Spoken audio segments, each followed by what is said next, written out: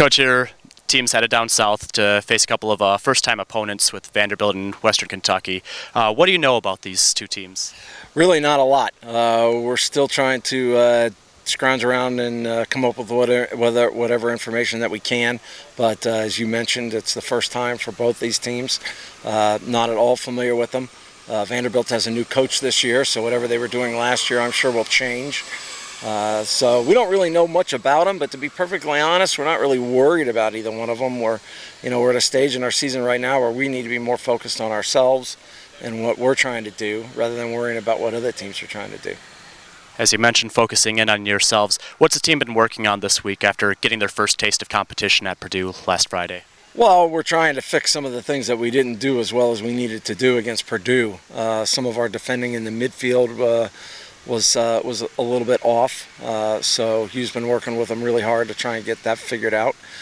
For us, we've tried to spend some time working in the final third with our attack, something that we really haven't spent a lot of time on so far, and get that going. Like I said, start generating some chances and then finishing, always finishing. On paper, this is going to start off with a pretty challenging non-conference slate. How important is it in your mind to test your players early with these difficult non-conference games? Well, you've got to challenge them, and certainly Vanderbilt is going to present a great challenge to us, and Western Kentucky as well. Both of them are good teams. Both of them are organized, well coached. So we're going to have to be on our game to win. That said, it is a non-conference game. We're still at a point in time where we're experimenting with a few things. We're still probably going to be playing more players than perhaps maybe we would in a conference game. We have to give players the opportunity to prove themselves, and we're certainly going into the weekend with that in mind.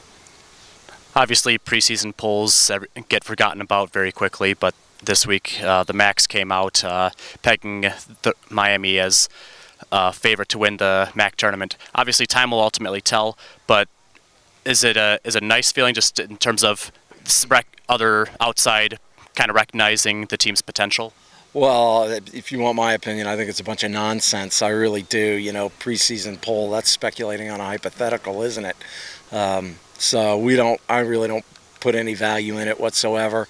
Don't really pay any attention to it. I try and encourage my kids not to really pay much attention to it. I know that people like to have fun with it, but at the end of the day, that and $1.85 still get you a coffee at Starbucks. It's not worth anything. All right, thanks, Coach. All right, Jess, last week you got things started off with an exhibition at Purdue. What did the team take out of that game that you're working on this week in practice? It was just really great to play a team other than ourselves. So it gave us some kind of knowledge, I guess, of what we need to do going into this upcoming week with real games. Team starts off on the road, Vanderbilt and Western Kentucky. How eager is the team to kind of put themselves to the test against these teams? I think after a long preseason, we're really ready to actually play a real game and get out there. Comparison-wise, where would you say this team is at this point of training compared to your previous years? I don't know. I think we're actually in really good state compared to other years. I think mentally we're better, more prepared than usual, just because the competitive level at practice is much higher than it ever has been. So going into the game, it's going to be really similar to practice. Thank you.